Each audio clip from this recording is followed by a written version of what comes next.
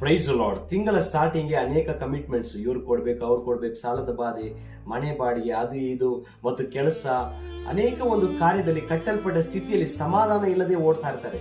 ತಿಂಗಳ ಸ್ಟಾರ್ಟಿಂಗ್ ಇಂದ ಕೊನೆವರೆಗೂ ಒಂದು ನೆಮ್ಮದಿ ಇಲ್ಲದ ಜೀವನ. ಇರೋರ್ಗೂ ಒಂದು ಚಿಂತೆ ಇದ್ರೆ, ಇಲ್ದೇ ಇರೋರ್ಗೂ ಒಂದು ಚಿಂತೆ ಇರುತ್ತೆ. ಎಲ್ಲಾ ಕಡೆನೂ ಒಂದು ಹೋರಾಟದಲ್ಲೇ ಇದ್ದೇ ಇರ್ತಾರೆ. ಆದರೆ ದೇವರ ವಾಕ್ಯ ಬರೆಯಲ್ಪಟ್ಟಿದೆ, ಈಗ ನಾನು ಹೋಗುತ್ತೇನೆ, ನಿಮಗೆ ಸಮಾಧಾನವನ್ನು ಇಟ್ಟು ಹೋಗ್ತೇನೆ ಅಂತ. ಆ ಸಮಾಧಾನವಿಲ್ಲದೆ ಅನೇಕರು ಇನ್ನೂ ಅಳಿತಾ ಇದ್ದಾರೆ. ಆದ್ರೆ ಸಮಾಧಾನವನ್ನು ಯಾವ ರೀತಿ ಹೊಂದಿಕೊಳ್ಳೋದು ಎಂಬುದಾಗಿ ನೋಡೋದಾದ್ರೆ, ನೀವು ನೋಡಬಹುದು ವಾಕ್ಯದಲ್ಲಿ ಕೀರ್ತನೆಗಳು 119ನೇ ಅಧ್ಯಾಯ 165ರಲ್ಲಿ ಬರೆಯಲ್ಪಟ್ಟಿದೆ, ನಿನ್ನ ಧರ್ಮಶಾಸ್ತ್ರವನ್ನು ಪ್ರೀತಿಸುವವರಿಗೆ ಸಂಪೂರ್ಣ ಸಮಾಧಾನವಿರುತ್ತದೆ, ಅಂತವರಿಗೆ ವಿಘ್ನಕರವಾದದ್ದೇನು ಇರುವುದಿಲ್ಲ ಎಂಬುದಾಗಿ ವಾಕ್ಯ ಬರೆಯಲ್ಪಟ್ಟಿದೆ. ಹಾಗಾದ್ರೆ ಮೊದಲನೇದಾಗಿ ದೇವರ ವಾಕ್ಯವನ್ನು, ಧರ್ಮಶಾಸ್ತ್ರವನ್ನು ಪ್ರೀತಿಸುವವರಾಗಿ ಆತನ ಮಾತಿಗೆ ವಿಧೇಯರಾಗಿ ನಡೆಯುವಾಗ ಅವರಿಗೆ ಸಮಾಧಾನ ಇರುತ್ತೆ. ಅವರಿಗೆ ವಿಘ್ನಕರವಾದದ್ದೇನು ನಡೆಯೋದಿಲ್ಲ. ಮೊದಲನೇದಾಗಿ ದಾರಿಯನ್ನು ತಿಳ್ಕೊಳ್ರಿ, ಆ ದಾರಿಯಲ್ಲಿ ನಡೀರಿ. ದೇವರೇ ನಿಮ್ಮನ್ನು ನಡೆಸೋರಾಗಿದ್ದಾರೆ.